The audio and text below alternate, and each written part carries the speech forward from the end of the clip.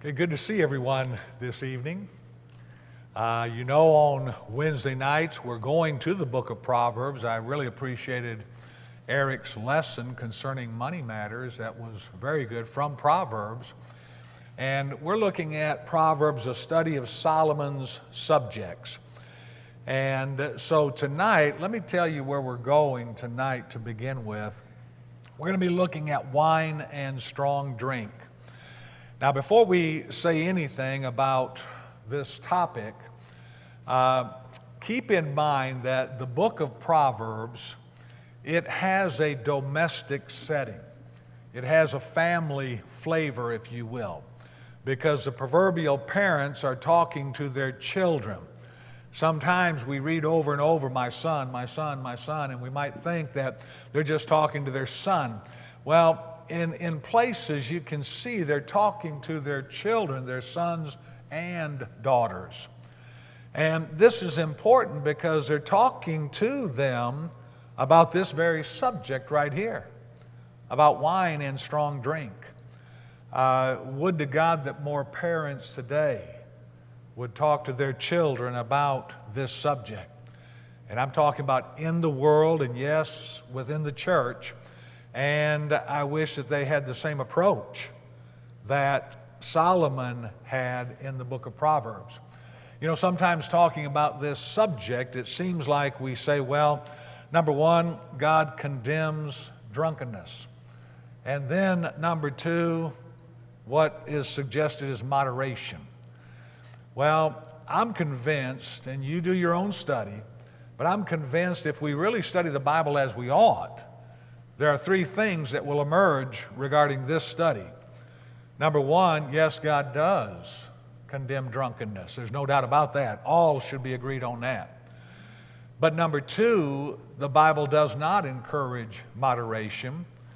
Number three, what the Bible encourages is sobriety and temperance and self-control. And so, again, keep in mind that the proverbial parents are talking to their children. This is a subject that needs to be approached when we're rearing children, when we're talking to our sons and our daughters.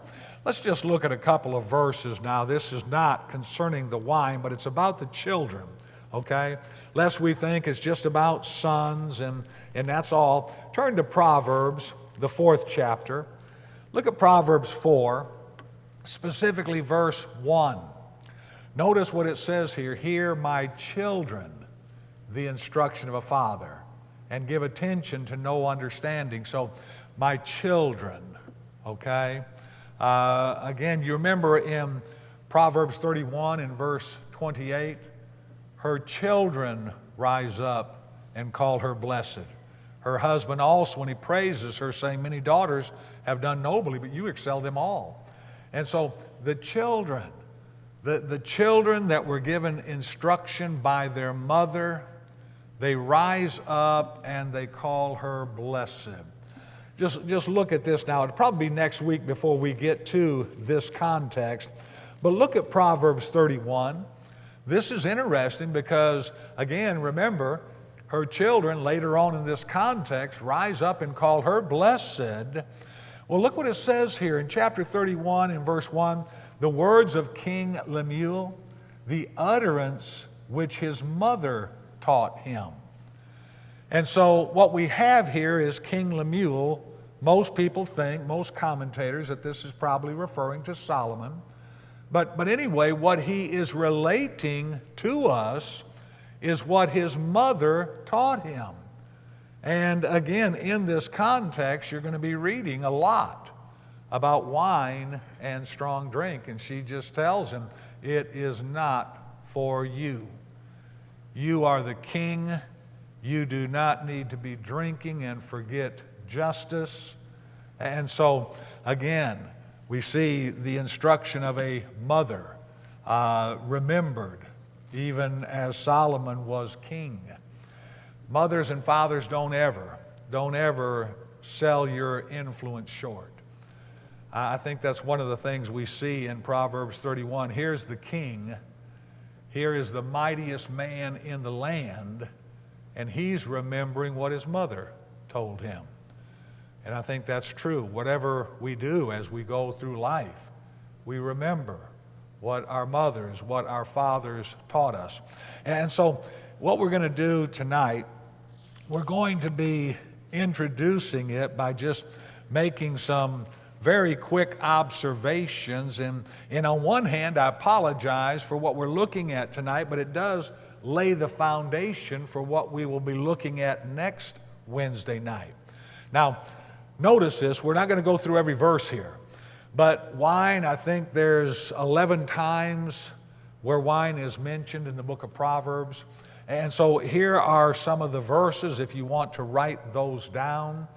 Again, wine and strong drink, and so here's what we're looking at. Also, wine bibber.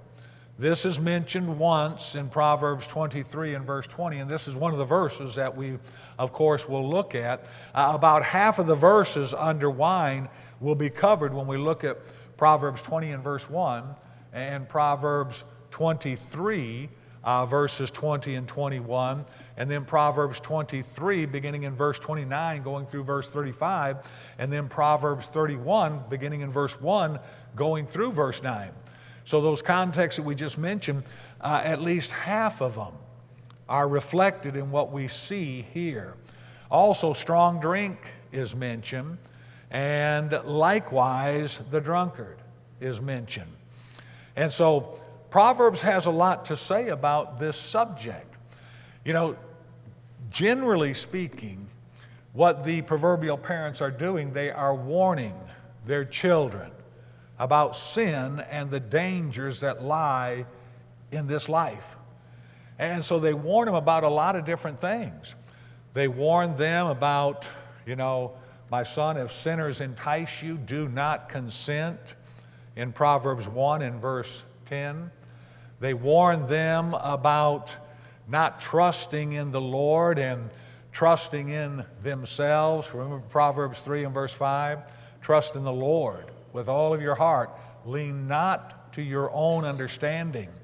In Proverbs 6, verses 12 and following, warning is given about the evil man. And then Proverbs 5, chapter 5, 6, and 7, but specifically chapter 6 and about verse 24, warning is given about the evil woman. And so the point is, there's a lot of evil out there, sons and daughters. The evil man, the evil woman, when sinners entice you, do not consent. Don't you trust in your own heart. Remember Proverbs 28 and verse 26, he who trusts in his own heart is a fool. So you trust in the Lord. Remember the whole basis of Proverbs. You follow the wise way. Here's the way of wisdom. Here's the way of foolishness. Here's the way of the wise man. Here's the way of the fool. And so, again, when we think about all these things, slothfulness, laziness, that's warned against. But again, wine and strong drink, it has its place as the parents teach and as they admonish and as they warn their sons and daughters. Now, some serious observations. Let's just consider these. As I said, they're pretty numerous. Stephen saw the slides tonight, and he said, 39 or something like that. I forgot how many there are. They're numerous. We're not going to try to look at every one of them tonight. Some of them are the text of what we'll be looking at next week. But listen to these. Again, I don't know where you stand on this subject, but to me, it's a little bit concerning because as the nation goes farther and farther into the wine and the strong drink, it seems to creep more and more into the church. And it seems like we're hearing more and more that, God condemns drunkenness, but it's okay to drink socially. I want to challenge that notion. And again, I think one of the greatest misnomers in this world is that phrase, social drinking. That's an oxymoron. There's really nothing social about drinking. In fact, when we look at Proverbs 20 and verse 1, wine is a mocker. It doesn't say wine is a mixer. The Bible doesn't hold up drinking in a social setting. The Bible says wine is a mocker, and that's what it does. It mocks us. The one who is overcome by it is not wise. And so once again, Solomon's showing the wise way. And of course, what we're talking about is not the way of wisdom. Read these with me. In 1919, the 18th Amendment was passed, that's prohibition, and went into effect January 16, 1920. A prohibition outlawed the sale, manufacture, and transportation of liquor in the United States. In 1933, on December 5th, the 21st Amendment rescinded the 18th and repealed prohibition. You know, even in this nation, years ago, we tried to say we're getting rid of it. Too many problems associated with it. Well, the sad reality, when people are accustomed to doing what they want to do, they're going to keep fighting and fighting for it. And so even though this 18th Amendment passed, it was repealed because people wanted what we're talking about. Today, the manufacture, sale, and consumption of alcohol seems permanently embedded in our culture. With that being true, we're going to have to ask ourselves the question, what's my responsibility as a Christian? What is your responsibility as a child of God? Ours has been called, quote, listen to this, the alcoholic age. That's one of the saddest designations I think I've ever heard. But I think also it is spot on. It's sad, but it's true, and that's why our age has been called that. We're now producing alcoholics at the staggering rate of about 1,500 every day. Think about that. 1,500 every day. Now, I know this. That stat right there is old. This is from a book from Garland Elkins and Robert Taylor. And the book itself is an older book, so this is no longer current, and I'm imagining it only could have gone up. In 1980, there were 48 breweries in America. In 2012, there were 1,500. In 2018, there was said to be 7,000. I want to go back to that. 1980, 48 breweries.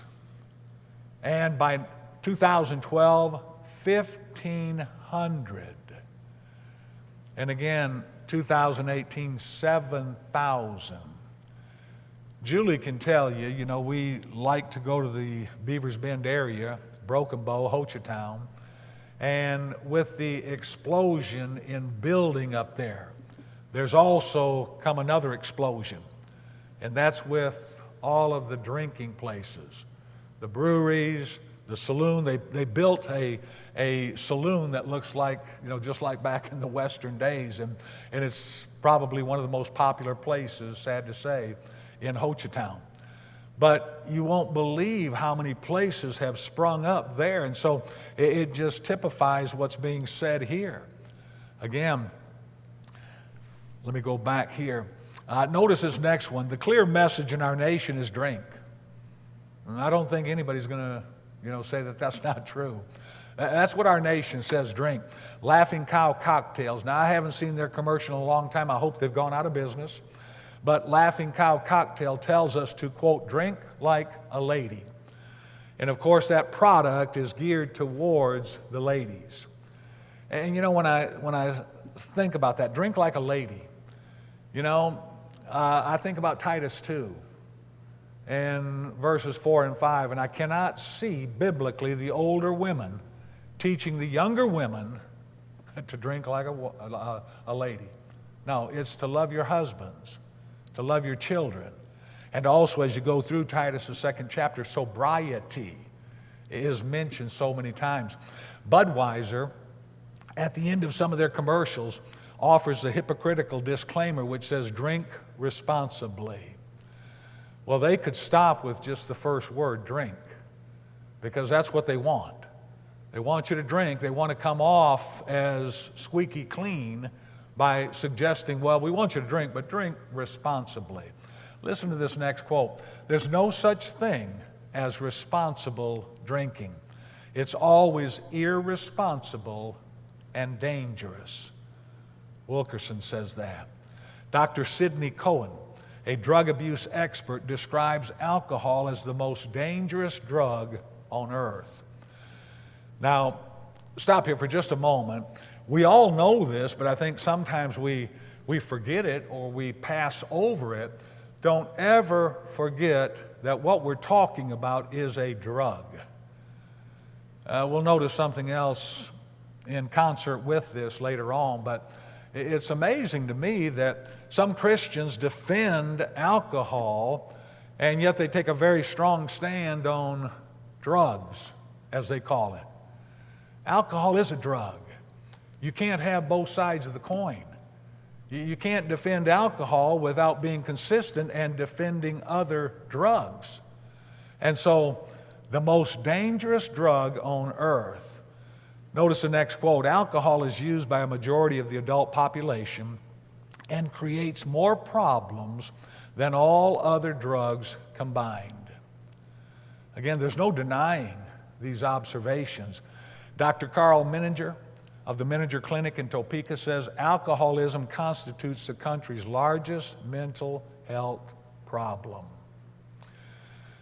But you know, as a nation, since again we're so insistent upon this, we're willing to overlook all of the problems, all of the carnage, all of the confusion, all of the chaos, all of the trouble, all of the sorrow, all the heartache that alcohol causes. We're willing to overlook that and continue to defend alcohol. Alcohol is an addictive drug. It's even more dangerous because it is socially acceptable and legally approved. Jim McGuigan said that. Alcoholic liquors are not nutritious. They are not a tonic. They're not beneficial in any sense of the word. Now, you'll find people that are talking about wine and the properties of it and the benefits that wine give. Well, it's not the alcohol in the wine that's given any benefit. It's the juice of the grape. And so, yeah, they can talk about that all day long, but it's not the alcohol that's doing it. And so, think about this. Alcohol is, in fact, treated by the human system not as a food, but as an intruder and as a poison. You know, I have an article at home, and here's how old it is. It wasn't from the Dallas Morning News, it was from the Dallas Times Herald. Anybody remember the Dallas Times Herald? Well, anyway, the title of the article, Teen Wins Bet, Loses Life. And obviously they're all drinking, a bet was made, and he's going to show how much he can drink, and he drank that, he won the bet, but lost his life. Why? Because of alcohol poisoning. Again, it's not nutritious. It has no benefit. The human body does not treat it, does not receive it as a food, but as an intruder and as a poison. Alcoholism is 1,000 times easier to prevent than it is to cure.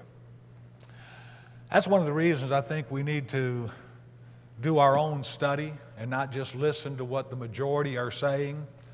And again, teach what the Bible teaches. It's a lot more, it's easier to prevent what we're talking about than to cure it. Again, every drunkard, every alcoholic started down that path with just one drink. And this is important to remember, because really what we're talking about when we talk about drunkenness is a process. Accept it or not, that's exactly what it is. It's a process. And so if we don't start that process, we're never going to end up on the wrong end of sobriety. And so every person that's had a problem started with one drink. Think about this. Liquor will never rule or ruin your life if you refuse to indulge in it. It'll never have a grip on you. It'll never overwhelm. It'll never overcome. It can't master you. Because remember, the Bible teaches us to master sin. Genesis 4 and verse 7. And so if we do not indulge in it, there is absolutely no possibility that it can master us. You remember what Paul said in 1 Corinthians 6 and verse 12? I will not be mastered by anything. And that's the attitude that we have to take in this life. There are many things, as we pointed out earlier, that the book of Proverbs shows us that we need to refrain from, that we need to, stop or just run from. And this is one of those things. Now, liquor has many defenders, but no defense. President Abraham Lincoln said that. I want you to think about that because that's where we are today. Oh, it has many defenders, but no defense. None whatsoever. No Christian ought to be an apologist for beverage alcohol. I think that's one of the smartest things I've ever read anybody write. No Christian ought to be an apologist for beverage alcohol. An apologist is one who would take up a cause, one who would try to defend. Well, a Christian should not be doing that.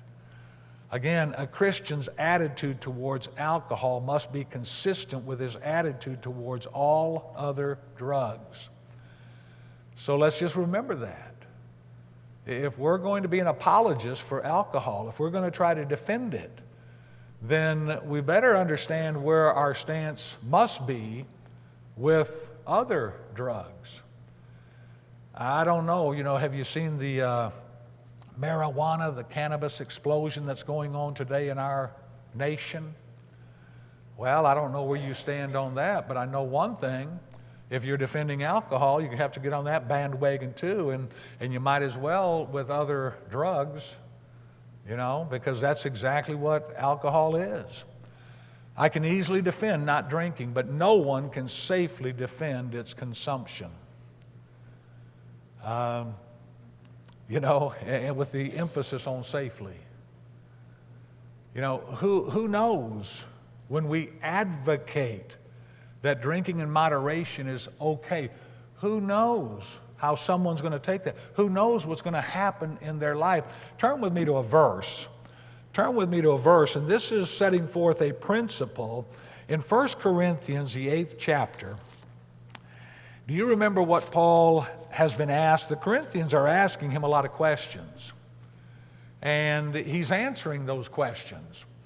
Well, in 1 Corinthians, the 8th chapter, they write to him about meat sacrificed to idols.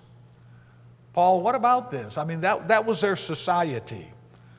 Many times the meat that was being sold in the market had been previously sacrificed at the idol's temple.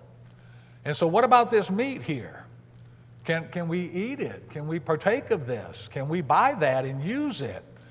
And in 1 Corinthians 8, Paul answers that first in the affirmative. Paul answers it and said, yes, you can eat it. You can partake of it. Because he will say there's no such thing as an idol. An idol is just a part of our imagination. There's no such thing as an idol.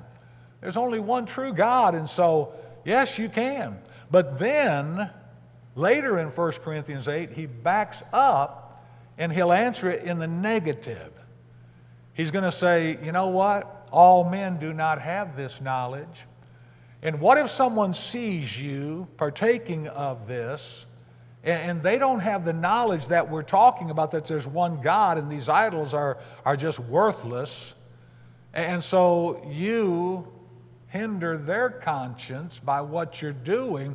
But look at this. In 1 Corinthians 8 and verse 9, look what he says.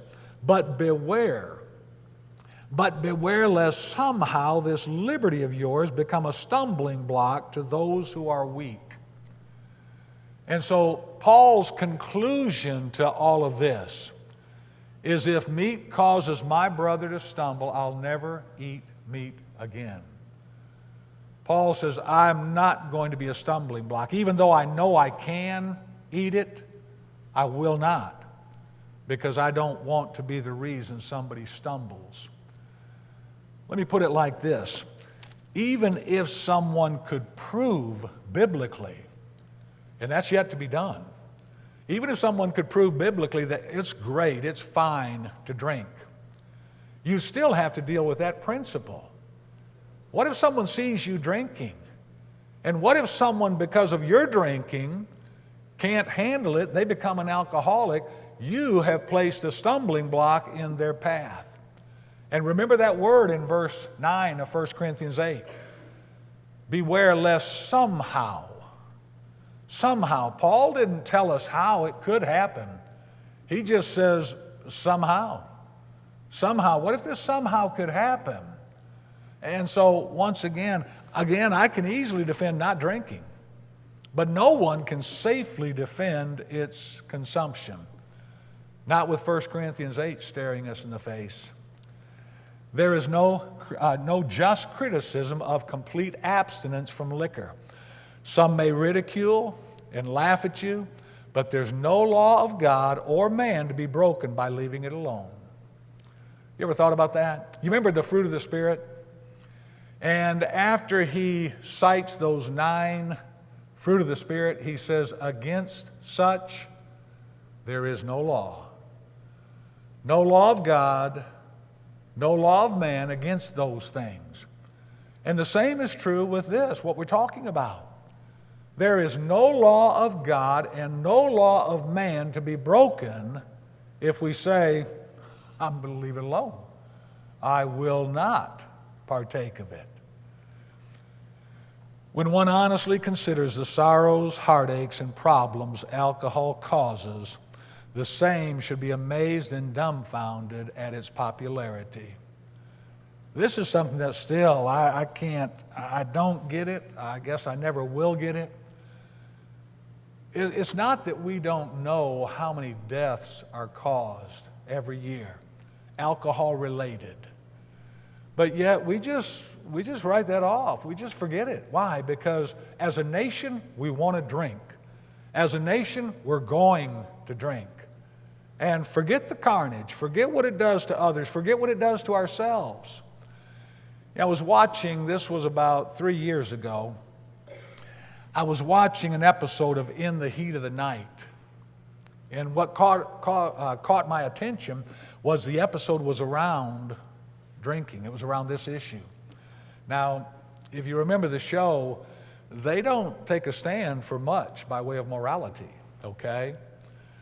But this episode is talking about drinking, about death on the highway, and at the end of the program, they made one of the strongest statements that I guess any program on television ever has made. It said in the last 10 years of the Vietnam War, we lost 50,000 American lives in the last 10 years of the Vietnam War. They went on to say in that same time period, those same 10 years, there were 250,000 deaths on the highway caused by alcohol. And yet we have people get up in arms about the lives we lost in Vietnam, and should we? Probably. But what about the lives we lost right here? Again, multiplied over and over, 50,000 in Vietnam. That's sad, that's tragic. 250,000 right here under our nose that we seemingly do not care about. I know I've said something. I hope I haven't made anybody upset, and if I have, just you need to continue to study this. You might not be upset with me. You might be upset with what the Bible teaches, with truth. Remember Galatians 4 and verse 16, have I become your enemy because I tell you the truth? Now, alcohol is so popular, people do not seem to care about the misery, suffering that's inflicted upon themselves or others. Let's go to Proverbs 20 and verse 1. I know that we'll probably be caught with this one. But look at this now. We've mentioned that wine and strong drink is noted throughout the book of Proverbs. Remember, it's in the context, do not do this. Be wise about this. Now, let me also add this. I think this is what causes confusion to some members of the Lord's church. When we hear the term wine, when we hear that word, we associate it with one thing, and that is with the alcoholic beverage sold today by that name. And so we think about, well, the Bible talked about wine, and so this is wine, the alcoholic beverage. The Bible doesn't always use wine, the word wine, in that way. This is something we need to remember, because it's not enough to say, well, hey, the Bible said wine right here. Well, think about this. Write down these verses and check this. In Isaiah 65 and verse 8, I don't have these on the slide, but in Isaiah 65 and verse 8, that verse talks about the wine that is still in the cluster, the wine that's still in the grape. Well, obviously, that's not talking about an intoxicating drink. That's talking about the juice in the cluster, juice in the grape. So you can't always say, well, it talked about wine, and it seems like it talked about wine favorably. You have to look at the context, and you have to look at the character of the one. I mentioned that, I add that because in John 2, Jesus made wine. Well, first of all, you're going to be hard-pressed to prove that that was an intoxicating drink.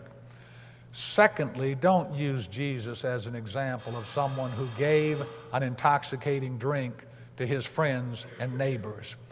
If you follow the logical argument that some brethren use, they're drunk, and Jesus made more wine, more intoxicating drink, and gave them more of it. Well, you better look at Old Testament passages. Woe to him who gives his neighbor strong drink. And so not only the context to see what it's saying, but the character of the one in the context. But nevertheless, Isaiah 65 and verse 8, this is juice. This is the juice of the grape. Isaiah 16 and verse 10 is talking about the freshly squeezed. There are no treaders to make the wine. And so they're talking about treading on the grapes to make wine. Well, that's not wine in that state. It is freshly squeezed grape juice. And so, but it's called wine. And then, of course, in many ways, in many passages, the wine is an intoxicating drink. But we have to realize you can't just say, well, the Bible speaks of wine, and so that's what it's always saying. That's not what it's always talking about. It can be the juice still in the grape. It can be the freshly squeezed juice. Both of those are referred to as wine. Now, let's look at this. Proverbs 20 and verse 1. Look what we have here. Proverbs 20 and verse 1. Read it with me. Wine is a mocker, strong drink is a brawler, and whoever is led astray by it is not wise. Now, I want to emphasize the last part of this verse first, because remember what the emphasis of the book of Proverbs is. It's to look for the way of wisdom. It's to look for wisdom itself. I think it's in Proverbs 4 and verse 5 and also 7. Get wisdom. With all you're getting, get wisdom. And so the proverbial father and mother are telling their children, you get wisdom. Why? So that you can be wise. Well, here he's saying wine is a mocker, strong drink is a brawler, and whoever is led astray by it is not wise. Son, daughter, we want you to be wise. But if this characterizes your life, guess what? You're not wise. Wine is a mocker. Now, remember what we said about this. The Bible doesn't say wine is a mixer. The Bible doesn't say wine is a social lubricant. Really, when you look at what it's saying here with wine and strong drink, and this is a Hebrew parallelism, it's talking about just the opposite. Social drinking? No, it's not social at all. It's a mocker. The wine itself mocks you when you are overcome, led astray by it. You're mocking everything that is high and holy. Sometimes you're mocking those who are with you. Why? Because you're out of your mind. You know, you're not in your right mind when you're intoxicated.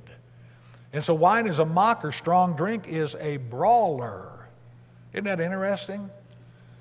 You know, we'll notice next Wednesday night who has sorrow, who has woe, who has wounds without cause. In Proverbs 23, wounds without cause. How do you have those wounds without cause? Right here. Right here. How many times have you turned on the news and, you know, today it's not a fight broke out at the bar, it's a shooting. You know, 2 left dead outside of this bar, 2 left dead, you know. And why? Because strong drink is a brawler. Wounds without cause. And whoever is led astray by it is not wise. And so, again, this strong drink, the Hebrew term here, it includes every strong drink. This would include wine, but we have wine spoken of earlier. So obviously in the context, this is an intoxicant. This is not the juice in the grape. This is not the freshly squeezed. This is something that can overcome. This is something that can lead us astray. Hold your place there. We'll pick it up right here, Proverbs 20 and verse 1. And then we're going to look at 2 contexts in Proverbs 23. And then the last one will be Proverbs 31, verses 1 through 9. So if you will do this, you did great. You did great. I forgot to mention this. 2 weeks ago, we challenged you regarding self-control. And I had at least 3 people tell me, I'm going to give this up. And they all came up to me after and said, I did it. I did it. That which I was going to give up, I gave it up. And yes, I told you I was giving up sweets that week. I gave it up. I gave up sweets for that week. Made up for it the next day. No, but I did. And we also, get this, we had 2 people that said, is it just giving up something, saying no to something? And we were saying, no, it's making yourself do something. So we had 2 other people said, I'm not giving up something, but I'm going to make myself do something that I've needed to do. And so that's going to be my next challenge regarding self-control. Pick out something that I've said I'm going to do and make myself do it. But the challenge now, read Proverbs 23 and read Proverbs 31, verses 1 through 9, and we'll all be prepared for the study next Wednesday night. I know I didn't give you time to make comments. I apologize for that, but I wanted to get this foundation laid so next week we can just jump right into these verses. Good to see everyone tonight. Thank you for your attention.